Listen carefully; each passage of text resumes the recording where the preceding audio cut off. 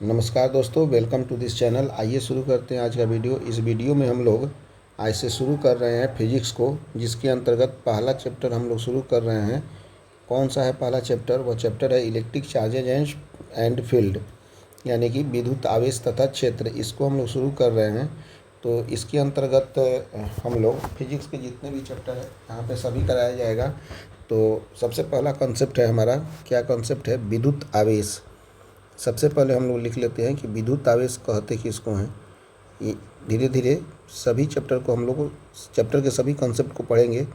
उसके पहले हम लोग पढ़ लेते हैं विद्युत आवेश किसे कहते हैं। विद्युत आवेश जिसे हम लोग बोलते हैं इंग्लिश में क्या बोलते हैं? Electric charge. Electric charge basically होता क्या है, उसे हम लोग कह देते हैं विद्युत आवेश। देखिए, विद्युत आवेश बेसिकली ऊर्जा का ही एक रूप है। विद्युत आवेश क्या है? एक तरह से ऊर्जा का ही रूप है।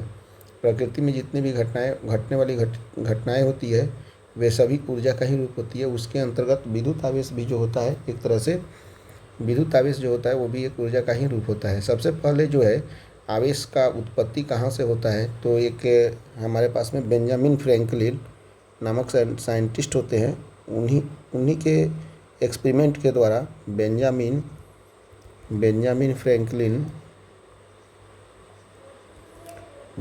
फ्रैंकलिन नाम के एक हमारे साइंटिस्ट होते हैं।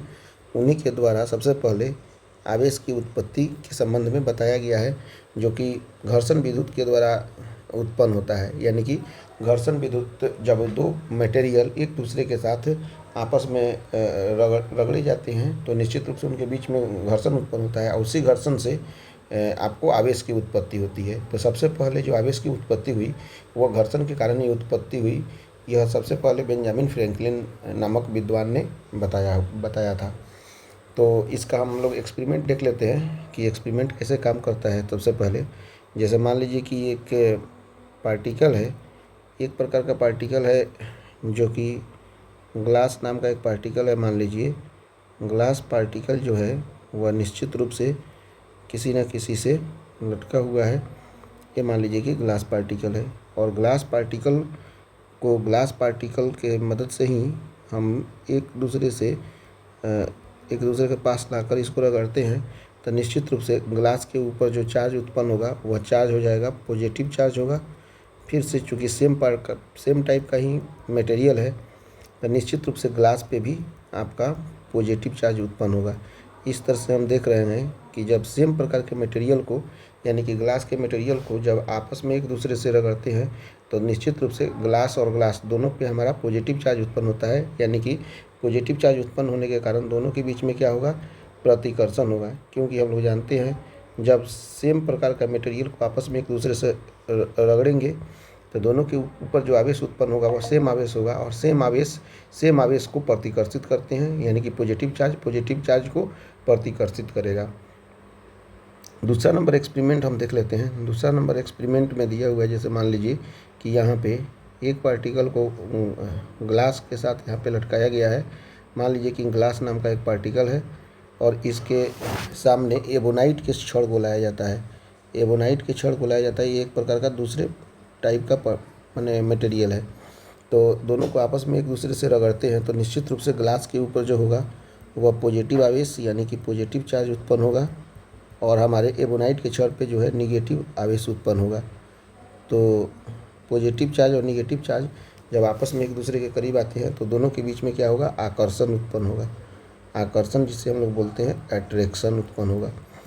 तो ये तो खैर बेसिक कॉन्सेप्ट है, काफ़ी क्लासिकल फिजिक्स के अंतर्गत इसको पढ़ा जाता है। जो मॉडर्न फिजिक्स के अंतर्गत हम लोग पढ़ेंगे तो थोड़ा सा इलेक्ट्रॉनिक सिद्धांत और दूसरे प्रकार के आवेशों को हम लोग अध्ययन करेंगे। तो यहाँ से पता चल गया कि किसके ऊपर पॉजिटिव चार्ज, किसके ऊपर निगेटिव आवेश उत्पन्न होता है। यहाँ पे ग्लास को एक दूसरे से रगड़ते हैं तो पॉजिटिव चार्ज उत्पन्न हो गया, जिसके कारण प्रतिकर्षण दोनों के बीच में उत्पन्न होता है। जब ग्लास को एबोनाइट के छड़ से रगड़ते हैं तो ग्लास के ऊपर पॉजिटिव चार्ज और एबोनाइट के छड़ पर निगेटिव चार्ज उत्पन्न होता है, जिसके कारण दोनों के बीच में आकर्षण उत्पन्न होता है। इस तरह से हम कह सकते हैं यदि निगेटिव चार्ज के साथ घर्षण करेंगे तो निश्चित रूप से उसके ऊपर प्रतिकर्षण उत्पन्न होगा। पॉजिटिव चार्ज के साथ जब एक दूसरे के साथ घर्षण करेंगे तो निश्चित रूप से प्रतिकर्षण होगा। पॉजिटिव चार्ज निगेटिव चार्ज के साथ घर्षण करेंगे तो आकर्षण होगा, और निगेटिव चार्ज पॉजिटिव चार्ज के साथ घर्षण करेंगे तो निश्चित रूप से आकर्षण होगा। इस तरह से हम लोगों ने इसके कॉन्सेप्ट को पढ़ लिया। अब उसके बाद में नेक्स्ट यानी कि दूसरा कॉन्सेप्ट हम लोग पढ़ते हैं। अब हम लोग नेक्स्ट पढ़ते हैं यहाँ पे आवेश उत्पत्ति का इलेक्ट्रॉनिक सिद्धांत, यानी कि जब आवेश इलेक्ट्रॉनिक सिद्धांत के अनुसार कैसे उत्पन्न होता है इसके बारे में हम लोग अध्ययन करते हैं, यानी कि इंग्लिश में इसको बोलेंगे electronic theory of origin of charge. मैंने और चार्ज का ओरिजिन कैसे होता है इलेक्ट्रॉनिक थ्योरी के माध्यम से, इसे हम लोग एक बार पढ़ने का कोशिश करते हैं। तो सबसे पहले हम यहाँ पे एक सर्किल का बना लेते हैं। तो मान लीजिए कि ये सर्किल यहाँ पे दिया हुआ है, सपोज कीजिए कि ये सर्किल है और इसके नाभिक में जो है हमारा पॉजिटिव चार्ज होता है। नाभिक में पॉजिटिव चार्ज इसलिए होता है कि नाभिक में हमारा क्या होता है, प्रोटॉन और न्यूट्रॉन होता है। नाभिक में क्या होता है, न्यूट्रॉन और प्रोटॉन। न्यूट्रॉन के ऊपर कोई भी चार्ज नहीं होता है और प्रोटॉन के ऊपर क्या होता है, पॉजिटिव चार्ज होता है। तो न्यूट्रॉन के ऊपर 0 चार्ज होता है और प्रोटॉन के ऊपर पॉजिटिव चार्ज होता है, इसीलिए हमारा नाभिक जो होता है वो हमेशा पॉजिटिव चार्ज होता है। एक दूसरा पार्टिकल और लेते हैं, दूसरा पार्टिकल भी यहाँ पे दिया हुआ है। दूसरे पार्टिकल के ऊपर भी यहाँ पे मान लीजिए पॉजिटिव चार्ज दिया गया है। पॉजिटिव चार्ज होगा ही क्योंकि इसके नाभिक में न्यूट्रॉन और प्रोटॉन है। न्यूट्रॉन पे कोई भी चार्ज नहीं होता है और प्रोटॉन पे जो होता है पॉजिटिव चार्ज होता है। और इसके बाहरी कक्षा में मान लीजिए, इसके बाहरी कक्षा में हमारा इलेक्ट्रॉन जो है चक्कर काट रहा है। यहाँ पे भी इसके बाहरी कक्षा में इलेक्ट्रॉन चक्कर काट रहा है। तो कभी ऐसा हो सकता है कि इस इलेक्ट्रॉन से कुछ पार्टिकल, एक इलेक्ट्रॉन इस पार्टिकल से इस पार्टिकल में चले जा सकते हैं। तो मान लीजिए कि पार्ट 1 यानी कि पहले पार्टिकल से दूसरे पार्टिकल में यदि इलेक्ट्रॉन का संचलन होता है तो निश्चित रूप से जो पार्टिकल किसी दूसरे पार्टिकल को इलेक्ट्रॉन देता है तो उसके ऊपर कौन सा चार्ज आएगा, पॉजिटिव चार्ज आएगा, यानी कि धनावेश हो जाएगा वो।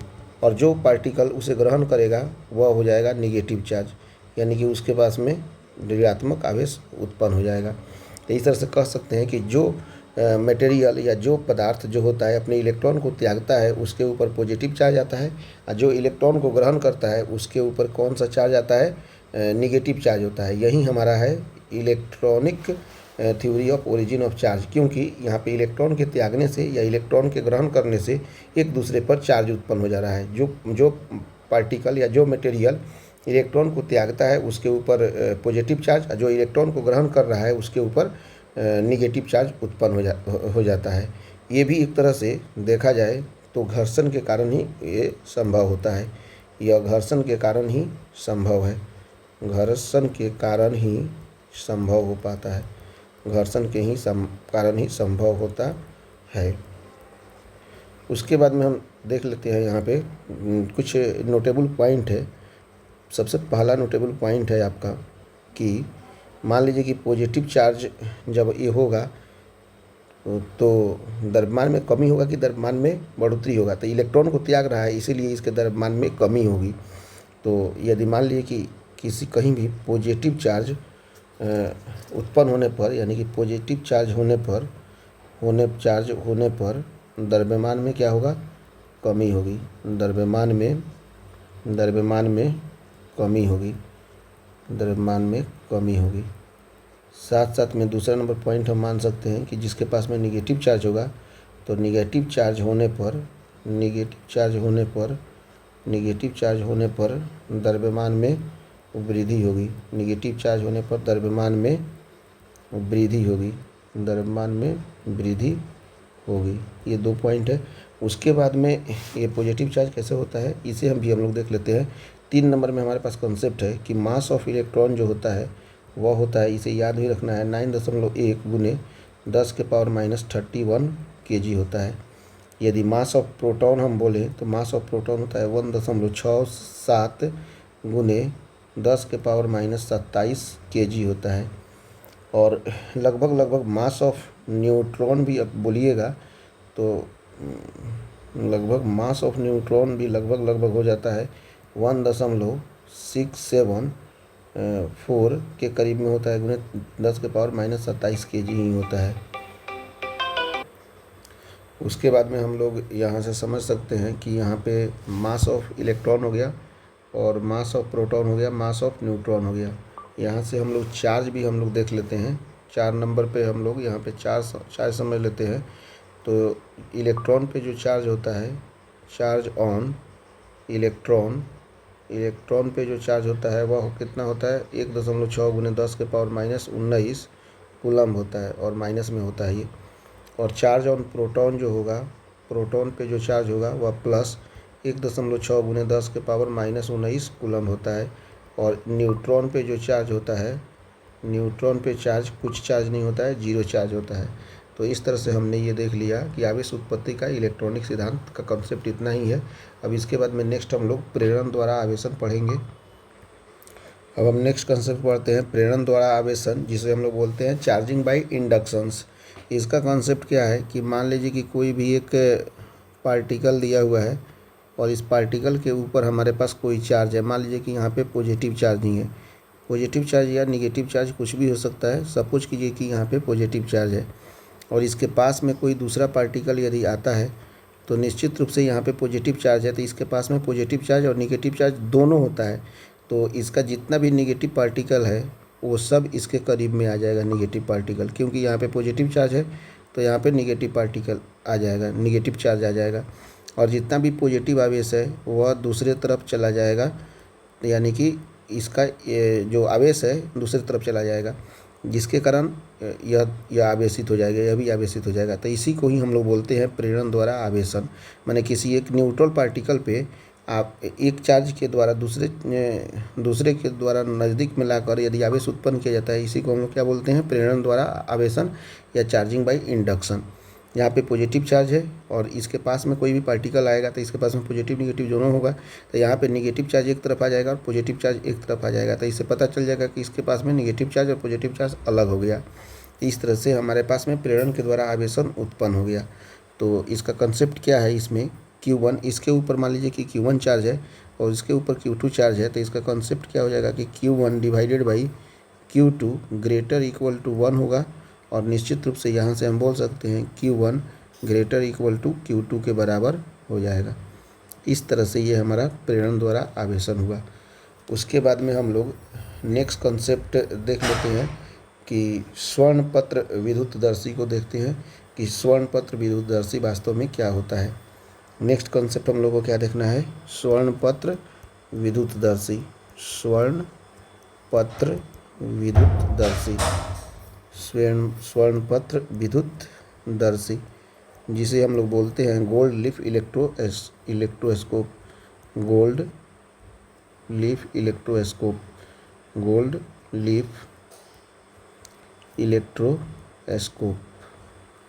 इलेक्ट्रोस्कोप इसको बोलते हैं। ठीक है, तो गोल्ड लीफ इलेक्ट्रोस्कोप का क्या कंसेप्ट है इसे हम लोग देख लेते हैं। सबसे पहले मान लीजिए कि यहाँ पे कोई कंटेनर दिया हुआ है। ये कंटेनर जो है इस तरह से बना हुआ है, ठीक, यहाँ से यहाँ, यहाँ से यहाँ गया।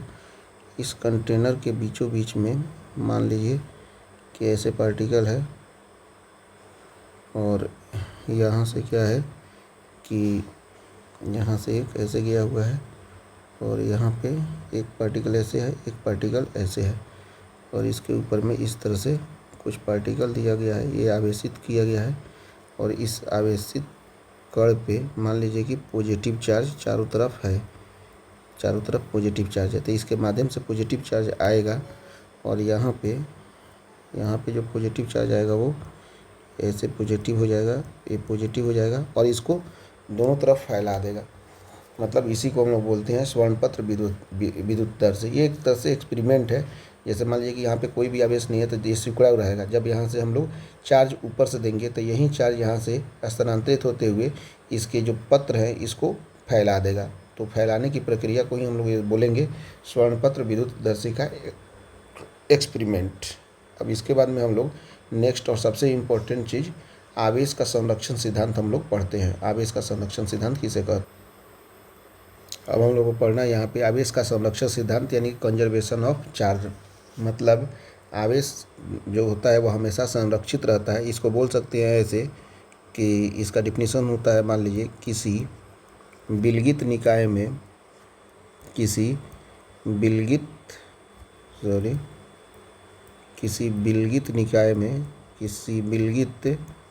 निकाय में किसी विलगित निकाय में कुल आवेश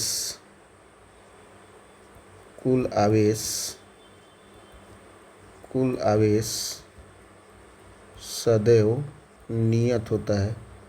कुल आवेश सदैव नियत होता है, यानी कि इसका न तो नाश किया जा सकता है और न ही उत्पन्न किया जा सकता है। जैसे ऊर्जा का संरक्षण सिद्धांत होता है, ठीक उसी तरह से आवेश का भी संरक्षण सिद्धांत होता है। हम लोग बोल सकते हैं कि किसी भी विलगित निकाय में, विलगित मतलब आइसोलेटेड सिस्टम में, कुल आवेश सदैव जो होता है वह नियत होता है। अब इसके बाद में हम लोग सबसे इम्पोर्टेंट कॉन्सेप्ट हम लोग पढ़ेंगे, जिसको हम लोग बोलते हैं आवेश का क्वांटीकरण। क्या बोलते हैं? आवेश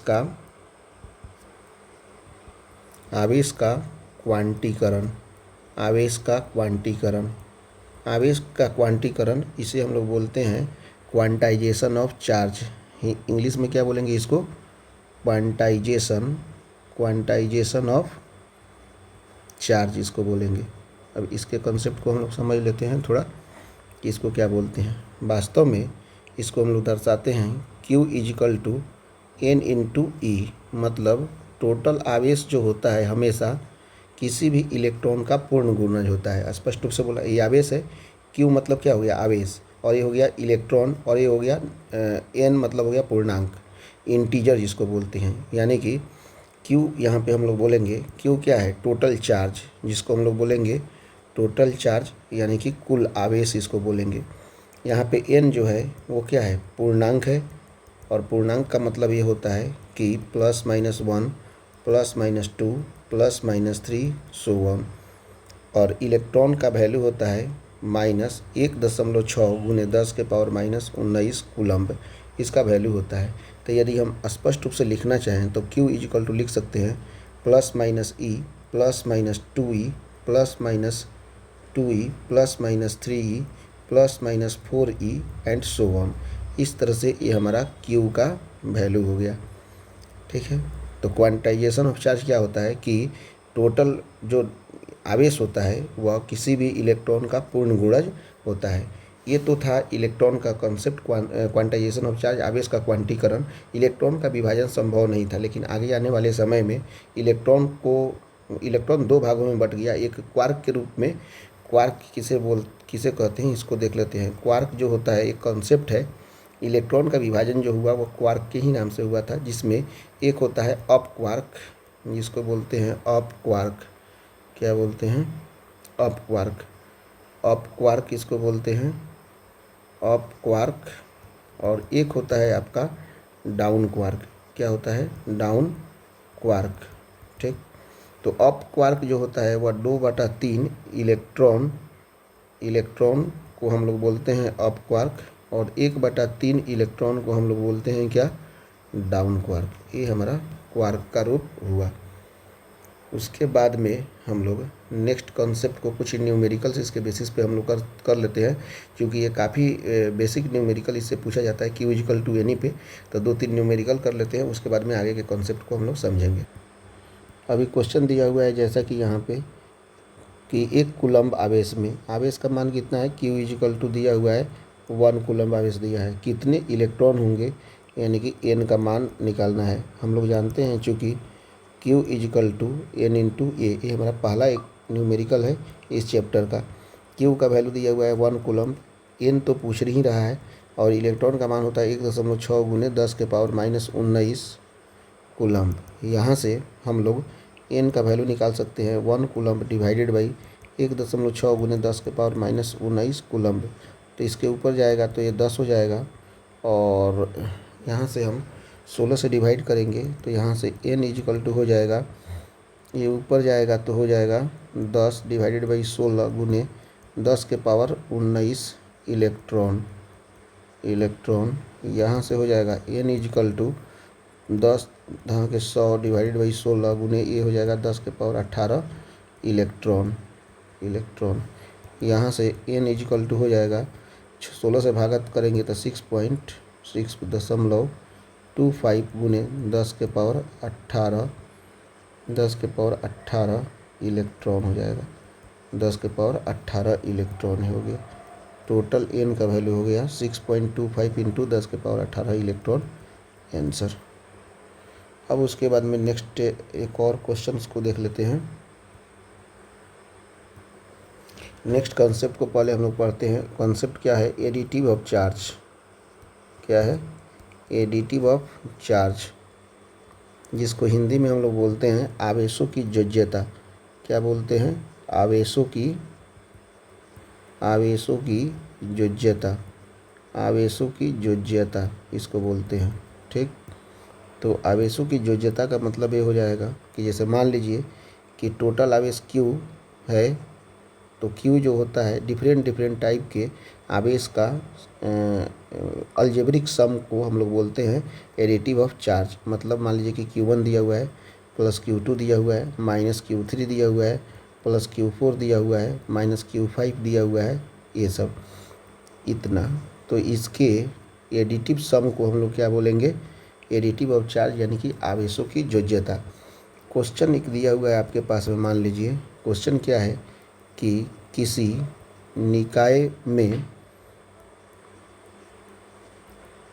निकाय में आपके पास में प्लस इलेक्ट्रॉन, -3 इलेक्ट्रॉन, 5 इलेक्ट्रॉन और मान लीजिए कि -7 इलेक्ट्रॉन आवेश है। ठीक, इतना आवेश दिया हुआ है। तो पूछ रहा है उस निकाय पर कुल आवेश कितना होगा। उस निकाय पर कुल आवेश कितना होगा। कुल आवेश कितना होगा। कुल आवेश कितना होगा। कुल आवेश कितना होगा। तो इसका सॉल्यूशन ये हो जाएगा कि सबको जोड़ेंगे तो Q equal to plus electron -3 electron plus 5 electron -7 electron equal to हो जाएगा 5 1 6 6 6 इलेक्ट्रॉन -7 3 10 इलेक्ट्रॉन, यानी कि टोटल हो जाएगा 10 में 6 गया 4 -4 इलेक्ट्रॉन। इस तरह से आंसर हो गया। इस तरह से हमने ये लेक्चर कंप्लीट किया। अब आगे आने वाले वीडियो में हम लोग आगे के कॉन्सेप्ट को पढ़ेंगे। Thank you very much.